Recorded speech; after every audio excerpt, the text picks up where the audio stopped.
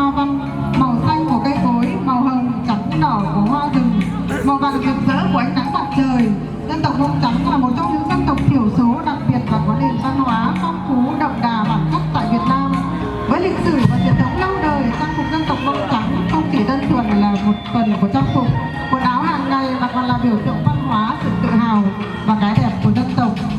Trang phục dân tộc truyền thống của người phụ nữ dân tộc Mông Trắng thường được may từ vải, từ dệt với sự đậm đà, tính cách tộc người trong các tạo hình và trang trí, bằng cách sử dụng chỉ tơ tằm với bốn màu chủ đạo là xanh, đỏ, vàng, trắng.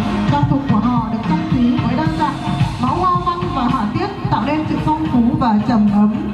Khi mặc váy, phụ nữ Mông Trắng thường mang theo tạp dề, một loại phụ kiện quan trọng không thể thiếu. Tạp dề này thường được trang trí với các hoa văn đa dạng có hai phần chính: miếng vải hình tam giác cân ở phía trên và miếng hình chữ nhật ở phía dưới.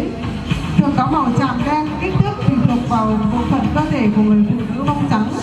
Với kiểu tóc, phụ nữ Mông Trắng thường để tóc dài và quấn quanh đầu.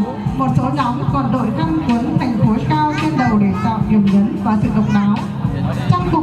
Trang sức của phụ nữ Mông Trắng gồm có khuyên tai, vòng cổ, vòng tay, vòng chân và nhẫn, thường được làm từ các loại vật liệu tự nhiên và trang trí mỹ mãn tinh tế.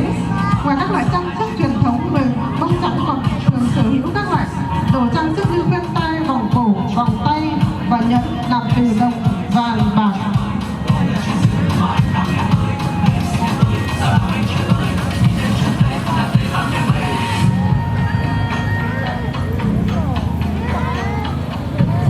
Chúng ta hãy dành một tràng pháo tay để chúc mừng phần thi vừa rồi của thí sinh Giang Thị Lu đến từ xã Trường Sơ.